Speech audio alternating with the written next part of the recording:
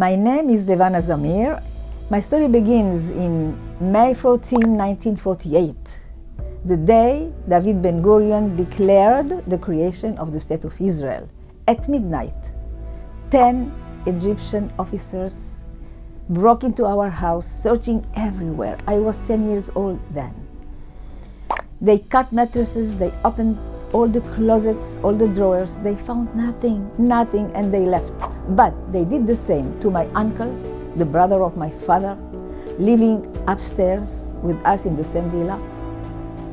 They found nothing too, but they took him to prison, telling him, "You are a Zionist." He wasn't a Zionist, but they said so, to take him to prison.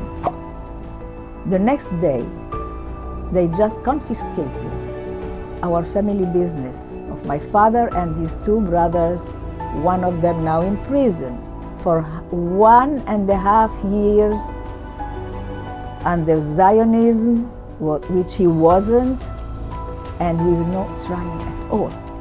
But for me, my own trauma was next day when I went to school, the teacher just told me, "They took your uncle to prison." For me, going to prison? You must be a criminal. My uncle was a criminal. So I cried and ran to my mother, asking her, "Is that true? My uncle is a criminal?" She told me calmly, "No, your uncle is not a criminal. They took him to prison because we are Jews." Well, for me, all of a sudden, being a Jew was a crime. I was a criminal? Well, at school, my best friend was a Muslim and the other best friend was a Christian. The Muslim friend, Aitan Hekal, the Christian one, Yvonne Fadul. We were the trio at school. Everybody knew. But all of a sudden, not anymore for me. I felt marginal. I was a Jew. It was a crime. Our parents never shared with us their problems, but I realized that nothing will be the same again. Nothing. Because the same night, the authorities put in prison 1,600 men, Jewish men, and 50 women. Again, for 1.5 years. Just because being Zionist, which they really were not. A few adolescents, not the generation of my father. Some youngsters were playing with Zionism. That's it. And then, persecutions began again against Jews all over the streets of Cairo. My brother, 16 years old then, in his way to school in the bus, was beaten until bleeding by a group of young Arabs. By chance, his best friend, Muhammad Gazar, I remember him. He was the best friend of my brother. Just came in the bus and he saw this. He shouted on the crowd, "Leave him alone. He is a Muslim like us." He saved his life. Already in June 1948, bombs exploded in the Jewish quarter of Cairo. Many people were killed, many wounded.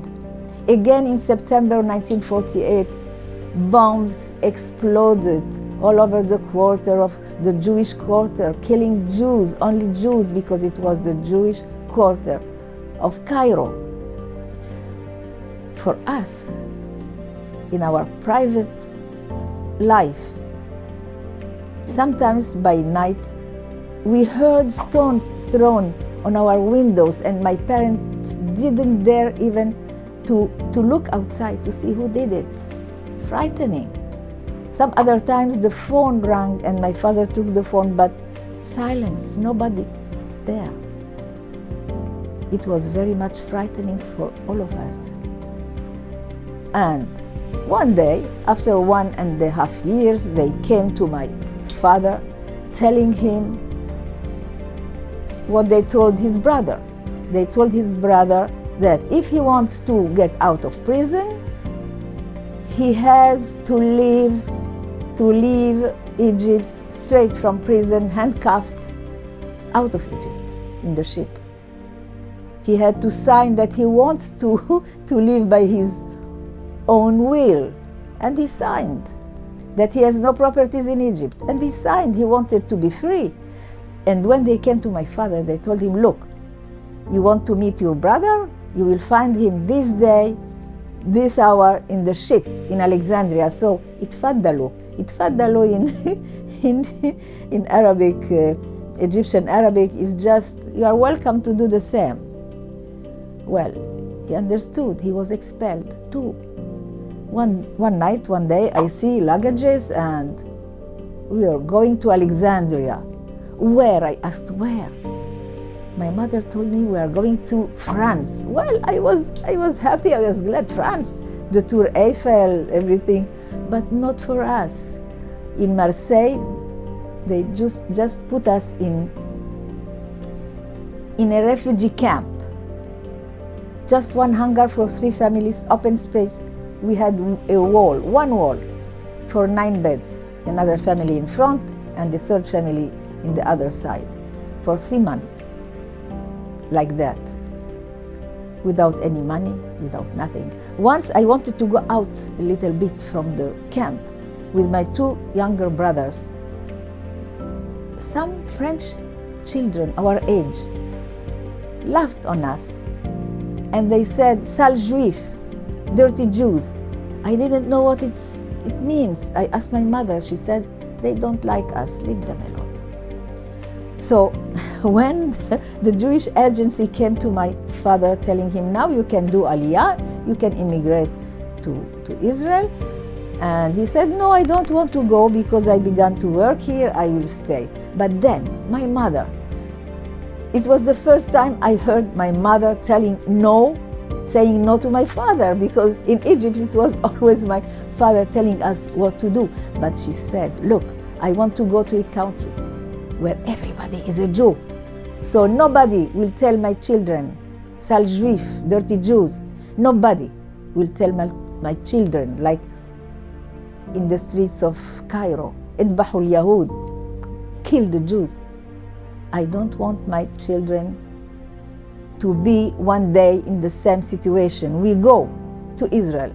And to tell you the truth, I am so grateful to my parents. They brought us where they brought us, but my mother didn't know then that it will be the most horrible place in Tiberias at the Ma'abara. You know, it's the most difficult and horrible refugee camp. We got a tent, okay? A big tent. Of course, we are 9 persons. But in the middle of the night, in the horrible winter and cold of Tiberias, the tent blew up and all the rain on us. Now I can laugh on this, but it wasn't a comedy at all. It was very difficult, you can imagine, for our parents. And we stayed there for 2 years. We got a cabane, okay? It was a little bit better, but no electricity, no water, nothing. Water 50 meters from there. Toilet 50 meters from there. It was very, very difficult. But after 2 years, when they told my parents, you can have a tiny apartment there, you know, the apartments that my father and my 2 brothers, elder brothers, just did the construction of these habitations. And my mother said, no, I don't want. Why? She said, because there is no university in Tiberias, even not in Haifa. Then we had only one university in the 50s in Israel. We had just one in Jerusalem.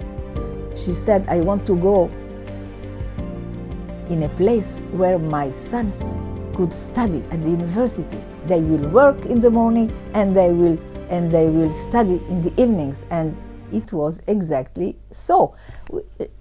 They found 2 tiny rooms in a roof, asphalt, not a penthouse, yeah? You can imagine. And in Tel Aviv, the south of Tel Aviv, where the poor are living. But it was Tel Aviv, a place where they could work in a bank, in an office, because my brothers and me and my father, we knew many languages, French, English, Italian, and my father and my brothers already learned Hebrew by night, so they could work, and they did it, and they studied. And one day my mother told me, look, you do like your brothers. At 16 years old, I went to work by day and to study by night. I became a working girl, and that's why we are not anymore in this group of refugees. We went out of our status of refugees, and I am so sorry for the other group of refugees. They call themselves the Palestinian refugees, the Arab refugees. Still, after 60, 70 years, they are still in the status of refugees? Excuse me. I beg your pardon. The second generation, the third generation, the fourth generation? Look at my children. They are part of life.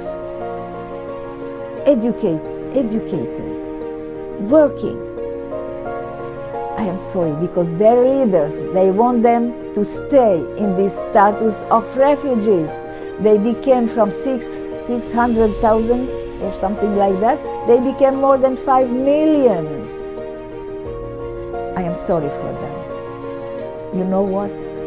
Israel is a big refugee camp, believe me, but a place where everybody is studying, everybody is working, educated.